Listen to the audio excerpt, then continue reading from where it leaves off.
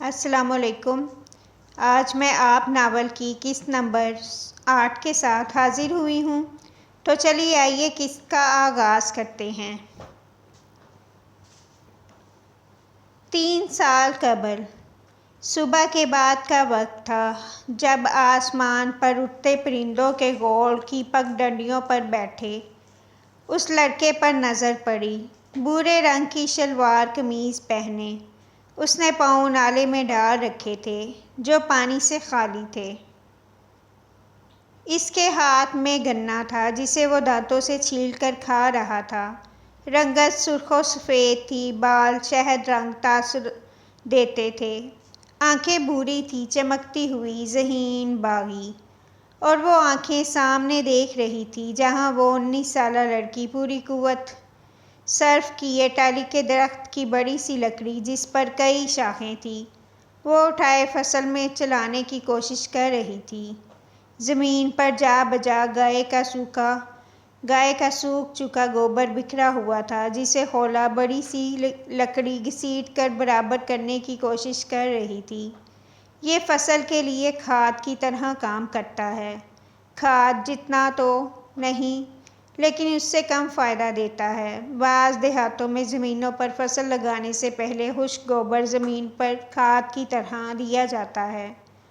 آدھی فصل پر برابر کیے گئے گوبر اور لڑکے کے گیلی مٹی والے پونچے دیکھ کر لگتا تھا تھوڑی دیر پہلے تک وہ یہی کام کرتا رہا ہے۔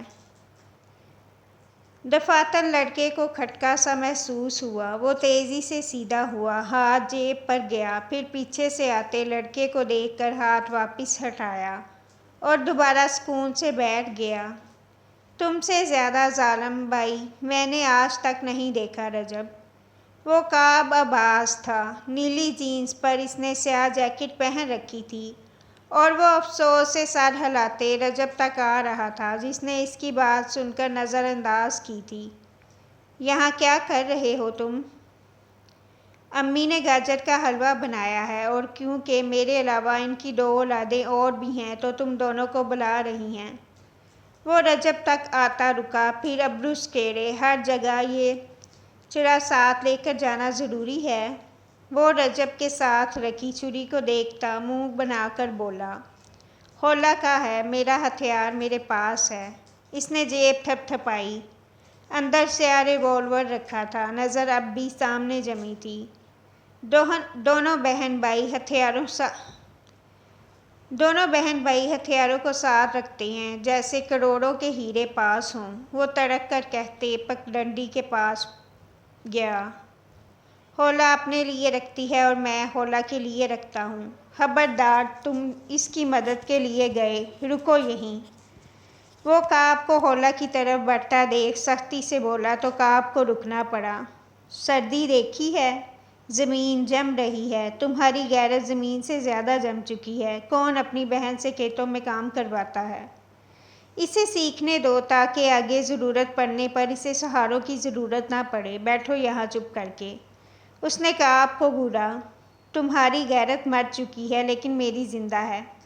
میں اپنی اکلوتی مساعد کو کھیتوں میں کام کرتے ہوئے نہیں دیکھ سکتا۔ وہ افسوس سے کہتا خولا کی طرف پیٹھ کر کے بیٹھ گیا۔ ہاں، اب وہ خولا کو نہیں دیکھے گا۔ خالہ کیسی ہیں؟ گنے کو چھیلتے اس نے ایک نظر خولا پر ڈالی جو کعب کو اپنی طرف آتے دیکھ ذرا سست ہوئی تھی۔ دوبارہ سے منہ بناتے لکڑیاں گھسیٹنا شروع کر دی۔ مجھے طعنے مار رہی تھی اور تمہاری تعریف کر رہی تھی۔ تو جاب ڈھونڈو کوئی، کب تک بے روزگاروں کی تعداد میں اضافے کا سبب بنو گے؟ تم کون سا کما رہے ہو؟ وہ تپ کر گویا ہوا، پھر یکدم جیسے کچھ یاد آیا، یونیورسٹی ڈپارٹمنٹ میں جاب کا کیا بنا؟ منع کر دیا۔ کیوں؟ کعب چیخا۔ تم جانتے ہو میں نے ایگریکلچر جاب کے لیے نہیں کیا تھا۔ وہ سنجیدہ لگ رہا تھا۔ بالکل، تم نے یہاں گاؤں میں زمینوں کے کیڑے مارنے کے لیے یونیورسٹی میں خواری کی تھی۔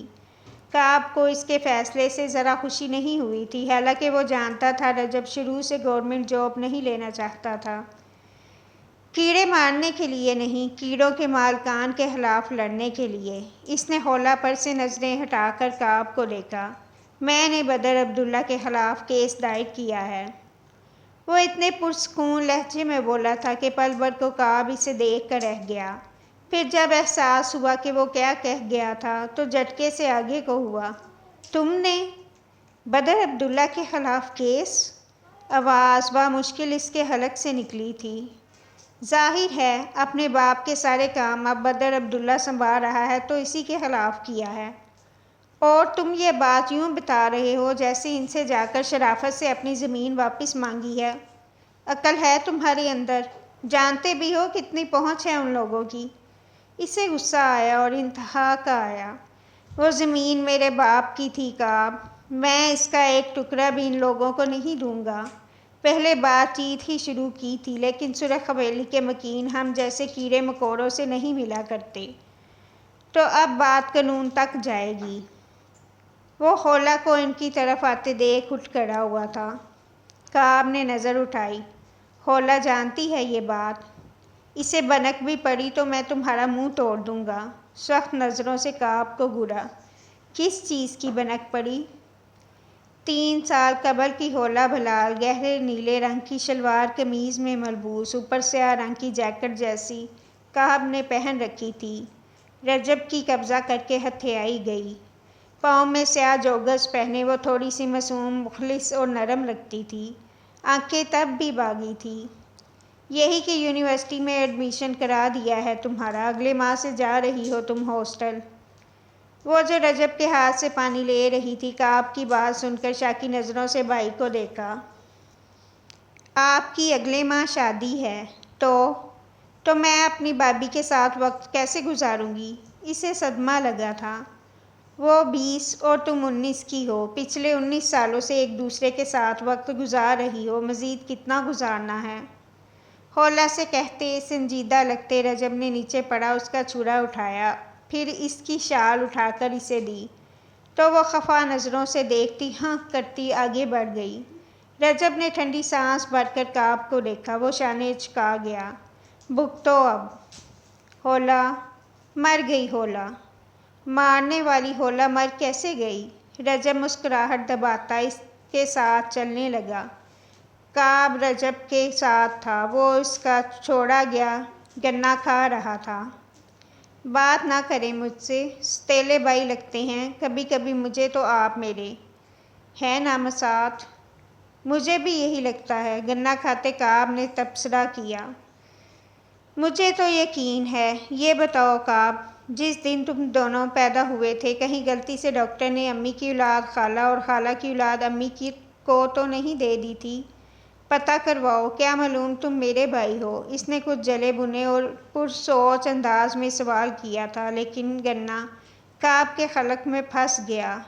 مٹھاس زہر میں تبدیل ہوئی۔ فوراً سے منہ میں موجود گنے کو چباتے تپ کر ایک نظر خولا پر ڈالی۔ 1 گھنٹہ پہلے پیدا ہوا تھا یہ مجھ سے، زبردستی بھائی مت بناؤ مجھے اپنا۔ یار چپ کر جاؤ تم دونوں، رجب جھنجھلایا۔ خولا تمہاری بھلائی چاہ رہا ہوں، غصہ کیوں کر رہی ہو؟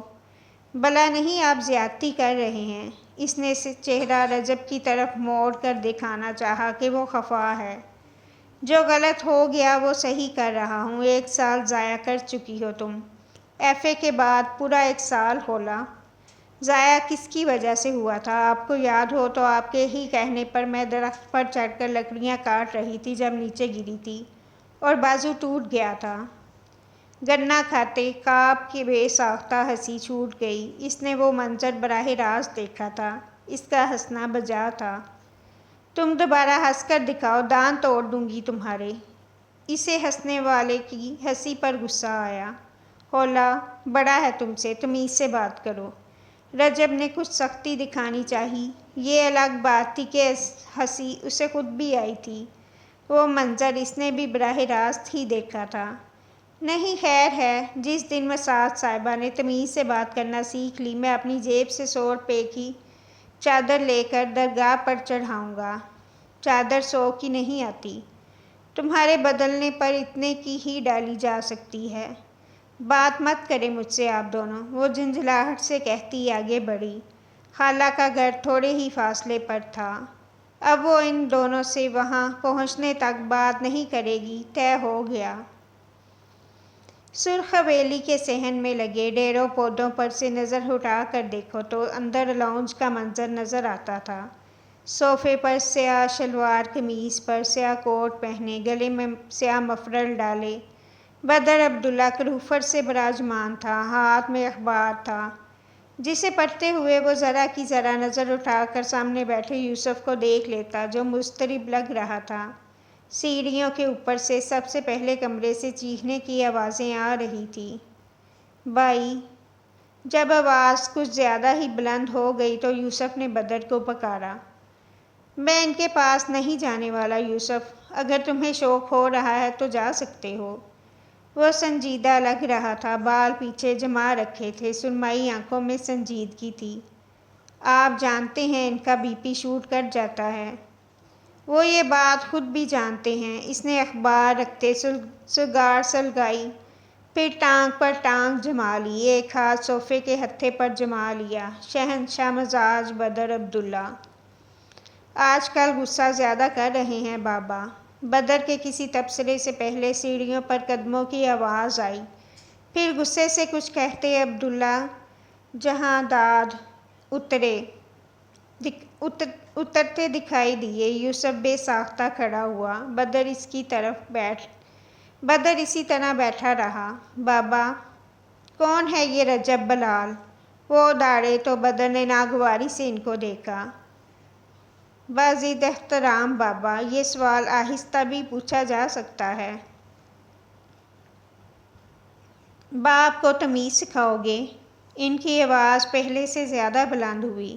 باپ ہمیں نہیں سکھا سکا تو ہم سہی، کچھ اکتاہٹ بڑے انداز میں کہتے اس نے سنگار لبوں سے لگا کر ہاتھ میں پہنی گھڑی سے وقت دیکھا۔ اسے جانے میں دیر ہو رہی تھی اور ابھی تک گاڑی ٹھیک ہو کر نہیں آئی تھی۔ سرسری سی نظر میز پر گئی جہاں خاکی لفافہ پڑا تھا اور بدر نے اسے چھوا تک نہیں تھا۔ باپ سے زبان چلاؤ گے تم اب؟ وہ بپھٹ کر آگے بڑھنے لگے جب یوسف نے آگے کو ہوتے ان کو تھاما۔ بابا، پرسکون رکھیں، مجھے بتائیں کیا مسئلہ ہے؟ غصے سے بدر کو گھورتے بدر عبداللہ نے رک کر یوسف کو دیکھا، پھر گہری گہری سانس لی۔ کوئی لڑکا ہے ادھر، رجب بلال نام کا، کیس کیا ہے اس نے اپنی زمین کے لیے ہم پر۔ جلال بتا رہا تھا کہ گاؤں کے دوسرے لوگوں کو بھی شے دے رہا ہے کیس کے لیے، اور تم دونوں یہاں بیٹھ کر آرام کر رہے ہو۔ اختتام پر ان کو دوبارہ غصہ آیا۔ صوفے پر بیٹھا بدر سیدھا ہوا، پھر سگار ایش-ٹرے میں جاڑتے اٹھ کر ان تک آیا۔ آپ کو لگتا ہے کہ میں ایسا ہونے دوں گا کہ گاؤں کے لوگوں کو اپنے خلاف جانے دوں؟ وہ ان کے سامنے کھڑا پوچھ رہا تھا۔ اس نے تم پر کیس کیا ہے بدر، سڑک والی زمین کے لیے، سمجھے تم؟ اس کروڑوں کی زمین کے لیے۔ وہ ایک بار پھر دوڑے۔ آپ کا وقت ختم ہو چکا ہے بابا، یہ اب بدر عبداللہ کا وقت ہے۔ پچھلے کئی سالوں میں جب سے آپ کی بات پر انگزائٹی اٹیکس آتے ہیں، سب میں سنبھال رہا ہوں۔ یہ بادشاہت اب بدر عبداللہ کی ہے، اور میں جانتا ہوں کہ ایک بادشاہ اپنے خلاف بغاوت کرنے والے سپاہیوں کو کیسے سنبھالتا ہے۔ اس کا لہجہ سخت نہیں تھا، نرم بھی نہیں تھا، احترام لیکن ایک حد کا تعین کرتا ہوا تھا۔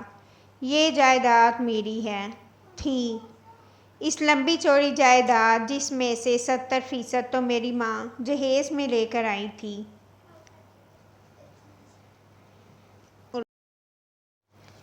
وہ پہلے ہی میرے نام ہے، اور جہاں تک آپ کی جائیداد کا تعلق ہے تو وہ چند ماہ پہلے آپ سب میرے اور یوسف کے نام کر چکے ہیں۔ اس لیے پرسکون رہیں۔ اگر میں کہہ رہا ہوں کہ میں معاملہ دیکھ لوں گا تو دیکھ لوں گا۔ تم کچھ نہیں کرو گے بدر، کیونکہ تمہیں لگتا ہے ایسے چھوٹے موٹے لوگ تمہارا کچھ نہیں بگاڑ سکتے۔ وہ اب غصے میں نہیں تھے۔ اگر یوسف انہیں نرمی سے سنبھال سکتا تھا تو بدر عبداللہ کو ان کے لہجے میں انہیں سنبھالنا آتا تھا۔ بالکل، مجھے ایسا ہی لگتا ہے۔ اس نے سر کو خم دیا اور مجھے صحیح لگتا ہے۔ انہیں بولنے دیں اور چیخنے دیں، ان کی آواز اتنی بلند نہیں ہے کہ مجھے خوفزدہ ہونا پڑے۔ سر، گاڑی تیار ہے۔ پیچھے سے آتے ملازم کی آواز پر اس نے ایک آخری نظر عبداللہ پر ڈالی۔ چچا کی باتوں میں آنا چھوڑ دیں بابا، لوگوں سے خوفزدہ ہونا چھوڑ دیں، آپ ایسے تو نہیں تھے۔ مجھے افسوس ہے بیماری میرا وہ مضبوط باپ کہیں لے گئی جس نے مجھے بے خوف ہونا سکھایا تھا۔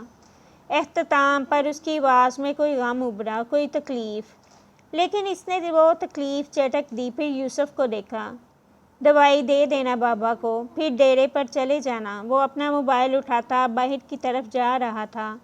پیچھے کھڑے یوسف نے عبداللہ کی پشت پر ہاتھ رکھتے انہیں صوفے پر بٹھایا، پھر پانی بھر کر انہیں دیا۔ بابا پرسکون رہیں، بھائی دیکھ لیں گے۔ بدر کی طرح اس کا بھی خیال تھا کہ بابا خواہ مخواہ پریشان ہو رہے ہیں۔ وہ تب دیکھے گا جب اس کا دل کرے گا۔ تم ایسا کرو یوسف، منشی سے اس لڑکے کا پتہ لگواؤ اور جا کر بات کرو اس سے۔ جو زمین وہ چاہتا ہے وہ سونے کی مرغی جیسی ہے۔ کیس وہ نہیں جیتے گا، لیکن بدر کو بدنامی برداشت کرنی پڑے گی۔ وہ الیکشن کا سوچ رہا ہے اور اسے اندازہ نہیں ہے کہ یہ کیس اگر میڈیا پر چلا گیا تو کیا کیا ہو سکتا ہے۔ وہ اختتام پر کچھ جھنجھلائے۔ عرصہ ہوا یہ سارے معاملات بدر سنبھال رہا تھا۔ عرصہ ہوا وہ صرف تخت پر بیٹھ کر حکم چلا رہا تھا۔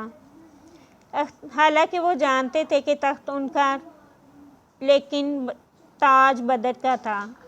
پھر بھی انہیں وہ تخت اور تاج عزیز تھا۔ میں کیا بات کروں؟ یوسف سٹ پٹایا۔ بدر کی اجازت کے بغیر وہ کیسے اس عام سے لڑکے سے ملتا؟ اتنا بھی کیا گھبرانا کہ بابا سیدھا اس سے ملنے کا ہی کہہ دیں۔ جا کر اس سے کہو کہ پیچھے ہٹ جائے۔ تم سے اس لیے کہہ رہا ہوں، کوئی ملازم گیا تو بدر جان جائے گا، اور پھر وہ کیا کرے گا تم جانتے ہو۔ انہوں نے رک کر سانس لی، غصے کے باعث سانس بھی اکھڑ رہی تھی۔ بابا لیکن اب تم باپ کی نافرمانی کرو گے؟ وہ ایک بار پھر غصہ کرنے کو تیار ہوئے تو یوسف نے چاروں ناچار حامی بھر لی۔ ٹھیک ہے، میں دیکھتا ہوں یہ سب۔ آپ اوپر چلیں، ابھی آرام کر لیں۔ وہ رسان سے کہتا ان کو اٹھانے لگا۔ ایک نگاہ باہر بھی ڈالی۔ بدر کے خلاف کیسے جائے وہ؟ پلیٹوں میں بھر کر گاجر کا حلوہ لاتی صفیہ کے پیچھے چلتی حولہ کی زبان اس کے قدموں سے زیادہ تیز چل رہی تھی۔ دھوپ نکل آئی تھی تو اس نے رجب کی جیکٹ اتار کر رکھ دی تھی۔ اب بڑی سی سیاہ شال سر پر اوڑھ رکھی تھی۔ حولہ کیا کہہ رہی ہے؟ رجب، اس شادی کے بعد ہاسٹل بھیج رہے ہو؟ شکایت لگانے والی نے سکون سے اپنی پلیٹ اٹھائی، پھر جس کو ڈانٹا گیا تھا اسے دیکھا۔ رجب نے گھورا، لیکن جسے گھورا گیا تھا اس نے رخ موڑ لیا۔ خالہ، 1 سال کا پہلے ہی حرج ہو گیا ہے۔ اس نے BS انگلش کرنی ہے، پھر CSS کی تیاری بھی کرنی ہے۔ آپ ہی بتائیں سب کیسے ہوگا؟ یہ کیا بلا ہے؟ انہیں CSS کی سمجھ نہیں آئی تھی۔ اسسٹنٹ کمشنر لگے گی حولہ اماں۔ کعب نے آسان لفظوں میں بات سمجھا دی۔ لو، شہر بھیجنا کافی نہیں تھا کیا جو اب تم اپنی بہن کو پولیس میں بھیجو گے؟ میں تو کہتی ہوں اپنے ساتھ اس کا بھی بیاہ کر دو۔ حولہ کے ساتھ ساتھ کعب کے منہ میں بھی حلوہ اٹک گیا۔ خالہ، اس نے احتجاجاً اپنے لیے آواز بلند کرنی چاہی۔ کعب تو یہ بھی نہ کر سکا۔ ابھی نہیں خالہ، ابھی بچی ہے حولہ۔ حقوق کا تحفظ کرنے والا موجود تھا۔ کعب نے سکھا سانس لیا۔ حولہ کے ساتھ ساتھ وہ بھی محفوظ رہ گیا تھا۔ 19 سال کی لڑکی بچی نہیں ہوتی۔ رخسانہ کے ہاں دوسرا بچہ ہوا ہے کل، وہ بھی 18 کی ہے۔ انہوں نے اب کے کسی گاؤں کی لڑکی کی داستان سنانی چاہی۔ رجب نے تحمل اور کعب نے پہلو بدلتے سنی۔ اماں بینا، اتنی بھی کیا جلدی ہے ان کو؟ وہ رخسانہ ہے، حولہ بلال نہیں۔ حولہ ابھی پڑھے گی، پھر یہ CSS کرے گی، پھر جو ہوگا دیکھا جائے گا۔ CSS کے نام پر حولہ بلال کا موڈ ایک بار پھر بگڑا۔ اس سے نہیں ہوتی تھی اتنی محنت۔ تمہارا الگ ہی حساب ہے رجب۔ بیچاری بچی نے منہ مزید بیچارہ بنایا کو کہاں کہاں لگا رکھا ہے۔ اس کی عمر کی لڑکیاں گڑیوں سے کھیلتی تھی اور تم جا کر اسے بندوق چلانا سکھا رہے ہوتے۔ اب بتاؤ گاؤں کی کون سی لڑکی ہے جسے کھیتوں میں کام کروایا جاتا ہے، اوپر سے شہر کے ہاسٹل بھیج کر رہی سہی کسر بھی پوری کر دو۔ حلوے کا آخری چمچ منہ میں رکھتے رجب نے سکون سے نوالا حلق سے اتارا، پھر پلیٹ رکھ کر خالہ کو دیکھا۔ حولا اور کعب کی نظر ایک دوسرے پر گئی۔ ہو گیا شروع، وہ دونوں زیر لب بولے۔ وہ دوسری لڑکیاں ہیں خالہ، حولا بلال نہیں، ان کے بھائی دوسرے مرد ہیں، رجب بلال نہیں۔ میں شہر تھا تو سکون سے تھا کہ بھلے ہی میری بہن کے سر پر باپ کا سایہ نہیں، لیکن اگر وہ گاؤں میں چلے گی تو وہ جانتی ہے کہ اسے اپنی حفاظت کیسے کرنی ہے، وہ جانتی ہے اسے اپنے بھائی کی عزت کی حفاظت کیسے کرنی ہے۔ مجھے نہیں بنانا اپنی بہن کو نازک عورت، میں چاہتا ہوں وہ لوہا بنے۔ اس کی ساخت تبدیل کی جا سکتی ہے لیکن اسے ختم نہیں کیا جا سکتا۔ ابا کے بعد میں اس کی ماں، باپ اور بھائی سب ہوں، اور مجھے اپنی بیٹی اور بہن کی نازکی کے نہیں، بہادری کے سبق دینے ہیں۔ جن لڑکیوں کے باپ مر جائیں انہیں اپنا لہجہ اور انداز تبدیل کر لینا چاہیے۔ بنا کسی غصے کے تحمل اور نرمی سے کہتے اس نے خالہ سمیت ان دونوں کو بھی لاجواب کر دیا تھا۔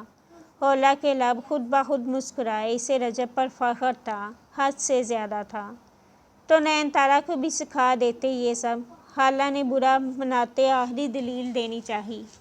وہ میری منگیتر تھی، بیوی ہوتی تو سکھا دیتا، اور میں نے تو چاہا تھا لیکن چچا نے اجازت نہیں دی، وہ سادگی سے شانے اچکا گیا۔ میں نے بھی کوشش کی تھی خالہ کہ وہ میرے ساتھ شہر پڑھنے جائے، چچی نہیں مانی، بھائی نے ہی کھینچ کھانچ کر اسے BA کروا دیا تھا، ورنہ وہ تو پڑھنا بھی نہیں چاہتی تھی۔ اب بھی چچا اور چچی اس کی شادی کر رہے ہیں، بھائی کو بھی زبردستی منایا ہے۔ کعب نے بے ساختہ نظر گھما کر رجب کو دیکھا۔ زبردستی؟ کس بے وقوف نے کہا تھا کہ زبردستی شادی کروا رہے ہیں اس کی؟ وہ تو جیسے گامر تھا، جیسے علم نہیں تھا۔ رجب نے خود کو گھورتے کعب کو نظر انداز کرتے حولا کو دیکھا۔ بھابی کہاں کرو اب اسے، بڑی ہے تم سے، ذرا میرے بارے میں بھی سمجھا دو، تو تڑاک کر کے بات کرتی ہے مجھ سے۔ کعب نے پانی کا گلاس منہ میں سے لگاتے لگے ہاتھوں شکایت لگائی۔ اس سے بھی تمیز سے بات کیا کرو، یہ بھی بڑا ہے تم سے، بھائی کہا کرو۔ پانی کعب کے منہ سے فوارے کی صورت باہر نکلا۔ اسے شکایت لگانے پر افسوس ہوا۔ میری کوئی بہن وہن نہیں ہے، یہ تم ہی سنبھالو۔ وہ تپ کر گویا ہوا۔ تو میں کون سا تمہیں بھائی بنانے کو مری جا رہی ہوں، شکل دیکھی ہے اپنی؟ وہ اس سے زیادہ تپ کر گویا ہوئی۔ آدھی یونیورسٹی کی لڑکیاں مرتی تھی اس شکل پر، پتہ کرواؤ کہیں واقعی مر ہی نہ گئی ہوں۔ وہ چٹک کر کہتی اٹھی۔ رجب نے افسوس سے سر ہلایا، پھر اٹھتے ہوئے حولا کی جیکٹ اٹھائی۔ وہ ابھی یہیں کھڑے کھڑے خالہ کو رشتے ناطے توڑنے کی دھمکی دے گی، پھر خالہ کعب کو دو چار سنائیں گی۔ حولا تب تک دروازے تک جا چکی ہوگی، اور رجب بلال کو ہمیشہ کی طرح اس کا پیچھے چھوڑا گیا سامان اٹھا کر اسے گھر جانے تک سمجھانا ہوگا۔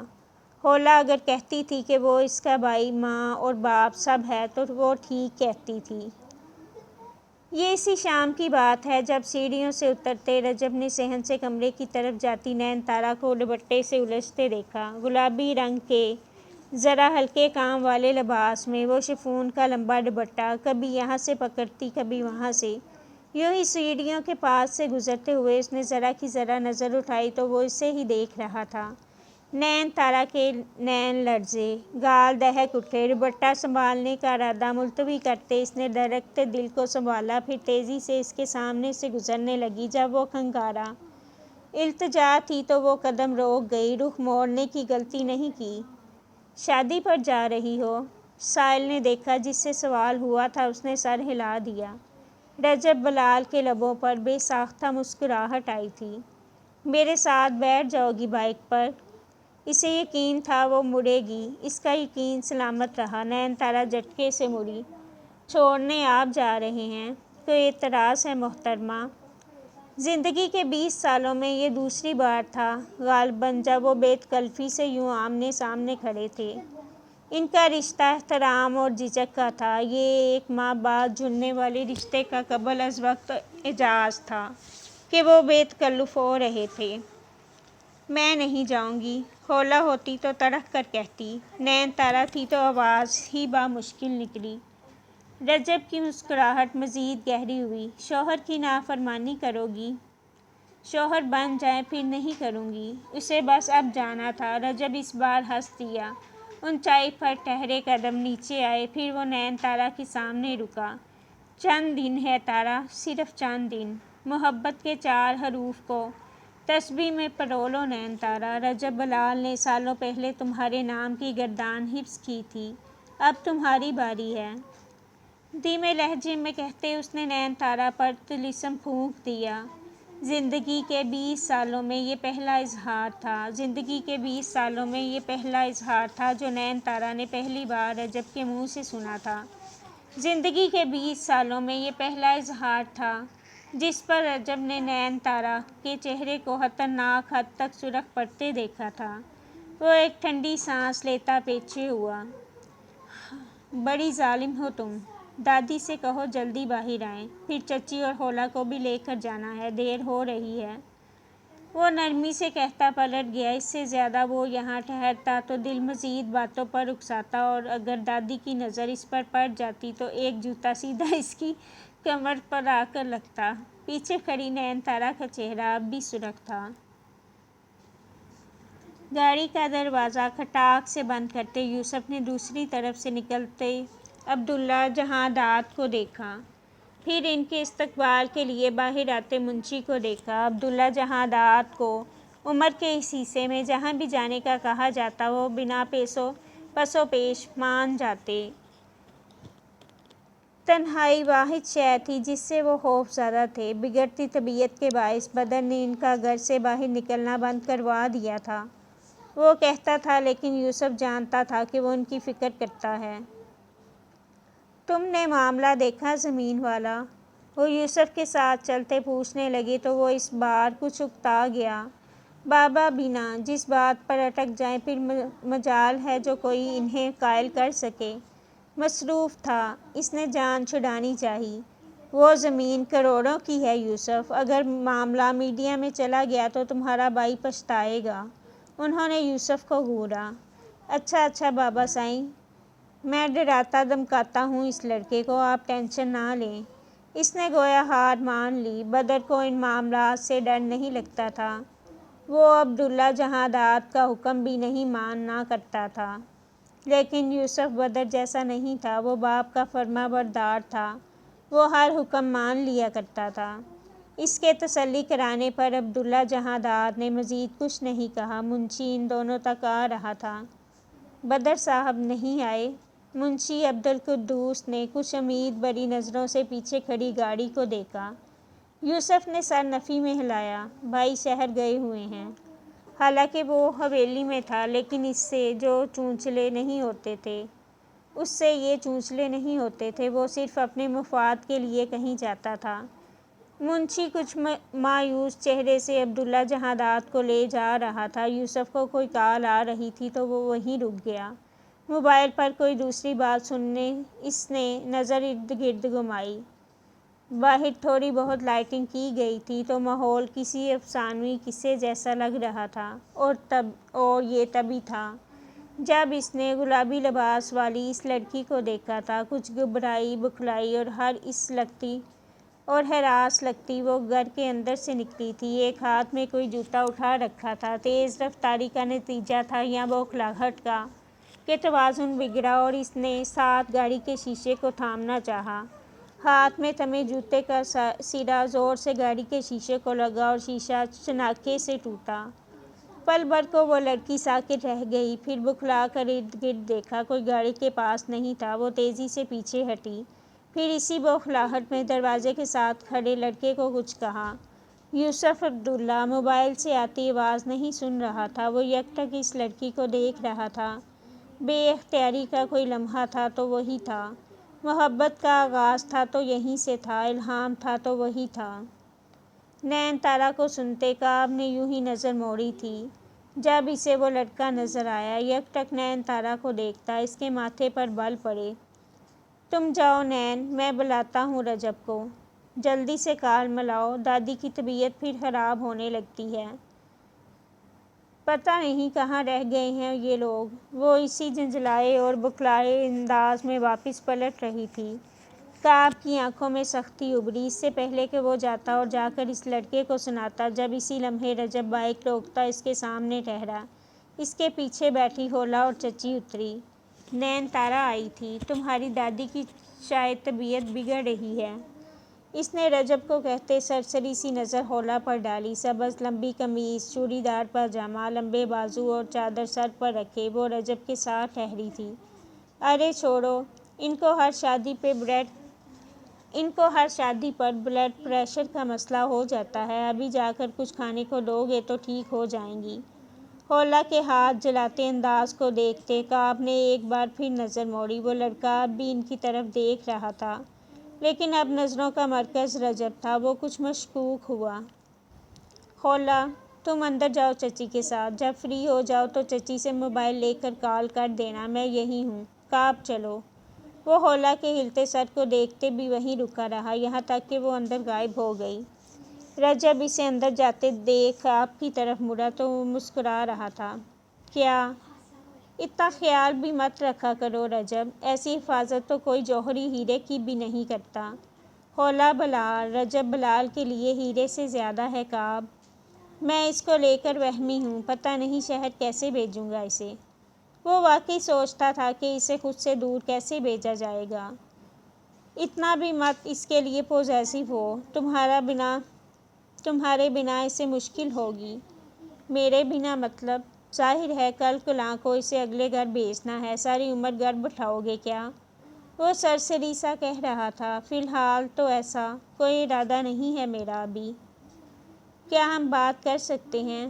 آواز پر وہ دونوں یکدم رکے۔ کعب کی آنکھیں سکڑی۔ وہی لڑکا؟ آپ کون؟ یوسف عبداللہ۔ تعارف کافی تھا۔ کعب کا چہرہ سخت اور رجب کا سنجیدہ ہوا۔ کیا بات کرنی ہے ہم سے؟ کعب کو کچھ برا لگا تھا، کچھ عجیب سا۔ نین تارا کو دیکھتا وہ لڑکا، ان سے کیا بات کرنی تھی؟ آپ سے نہیں، رجب بلال سے بات کرنی ہے۔ وہ ان دونوں سے زیادہ سنجیدہ تھا۔ رجب کعب کو دیکھتا آگے ہوا۔ میں ہوں رجب، کہو۔ جانتا ہوں، لیکن بہتر ہوگا اگر ہم اکیلے میں بات کریں تو۔ وہ اسے دیکھتا رہا، پھر سر کو خم دیتے آگے بڑھا۔ کعب کچھ غیر آرامدہ ہوا، لیکن وہ دونوں اس سے کچھ فاصلے پر ٹھہرے تھے۔ کعب تک ان کی آواز نہیں آتی تھی۔ اگر قریب جائیں تو سنجیدہ چہرے والا یوسف سامنے کھڑے لڑکے کو کچھ کہہ رہا تھا۔ بدر عبداللہ کے خلاف تم نے کیس دائر کیا ہے؟ تو کیا بدر عبداللہ مجھ سے ڈر گیا ہے جو اپنے بھائی کو بات کرنے کے لیے بھیج دیا؟ رجب تمسخرانہ سا مسکرایا۔ بدر بھائی نے تمہارے لیگل نوٹس کو کھولنے تک کی زحمت بھی نہیں کی لڑکے۔ میں بات ان کے کہنے پر نہیں، ان کے علم میں آئے بغیر کر رہا ہوں۔ اور اپنے بھائی کے علم میں لائے بغیر وہ کون سی بات ہے جو تم مجھ سے کرنا چاہتے ہو؟ یوسف نے سینے پر بندھے ہاتھ اٹھاتے ایک ہاتھ جیب میں ڈالا۔ اگر سچ کہو تو مجھے یقین ہے تم کیس نہیں جیتو گے۔ بدر بھائی کو ہرانا ناممکن ہے، لیکن میں صرف اپنے باپ کے کہنے پر تم سے بات کر رہا ہوں، کیونکہ ہم دونوں جانتے ہیں کہ اگر معاملہ بدر بھائی کے ہاتھ میں چلا گیا تو وہ اسے اپنے طریقے سے حل کریں گے۔ اس لیے بہتر ہوگا کہ کیس واپس لے لو، کیونکہ یہ تم بھی جانتے ہو کہ تم اسے نہیں جیت سکتے۔ میں جانتا ہوں کہ میں اسے جیت سکتا ہوں، اسی لیے ہی کیس دائر کیا ہے۔ اپنے بھائی سے کہو عدالت میں آ کر میرا سامنا کرے، کیونکہ اپنے باپ کی زمین اب میں تم لوگوں کے پاس نہیں رہنے دوں گا۔ اسے جیسے بدر نام کی اس دھمکی سے ڈر نہیں لگا تھا۔ یوسف ہلکا سا مسکرایا۔ تم بدر بھائی کو ہلکے میں لے رہے ہو۔ تمہارا بھائی مجھے ہلکے میں لے رہا ہے۔ اس سے کہو شرافت سے میری زمین مجھے واپس کر دے، ورنہ رجب بلال کیا کیا کر سکتا ہے وہ ابھی نہیں جانتا۔ وہ یوسف پر ایک آخری نظر ڈالتا پلٹ گیا، گویا اس کی جانب سے معاملات ختم ہوئی۔ گویا اس کی جانب سے ملاقات ختم ہوئی۔ یوسف نے اس کے جانے پر سر جھٹکا۔ اسے بس بابا کو بتانا تھا کہ اس لڑکے سے بات کرنے کی کوشش کی تھی۔ اب جو ہوگا دیکھا جائے گا۔ اس کی نظر پلٹ کر گاڑی تک گئی۔ ٹوٹ چکا شیشہ۔ وہ نہیں جانتا تھا کیوں، لیکن وہ مسکرا دیا۔ چھم سے وہی گلابی لباس والی لڑکی کی شبیہ آنکھوں میں لہرائی۔ ان سے ذرا سا دور واپس آؤ تو۔ رجب کے ساتھ چلتے کعب نے مڑتے یوسف کو دیکھا، پھر رجب کو۔ کیا کہہ رہا تھا؟ یہی کہ کیس واپس لے لوں، ورنہ ابھی میں ان لوگوں کو جانتا نہیں ہوں۔ تم غلط جگہ ہاتھ پھنسا بیٹھے ہو رجب۔ کعب کو فکر ہوئی۔ لوگ غلط ہیں، میں مانتا ہوں، لیکن اب میں پیچھے نہیں ہٹوں گا۔ وہ زمین میرے باپ کی ہے کعب۔ وہ زمین میری بہن کے اور میرے خواب پورے کرے گی، اور اس زمین کے لیے میں اب مر بھی سکتا ہوں۔ اس نے کچھ مضبوطی سے کہا تھا، کچھ زیادہ ہی مضبوطی سے، اس قدر مضبوطی سے کہ کعب کو یقین ہو گیا وہ صحیح کہہ رہا ہے۔ اوکے جی، یہ تھی آج کی ایپیسوڈ۔ ہوتی ہے اگلی ایپیسوڈ میں ملاقات۔ رکھیں دعاؤں میں یاد، اور آپ سے ایک گزارش تھی کہ میرے چینل کو سبسکرائب کر دیں، ویڈیو کو لائک کر دیں، شیئر کر دیں۔ اللہ حافظ۔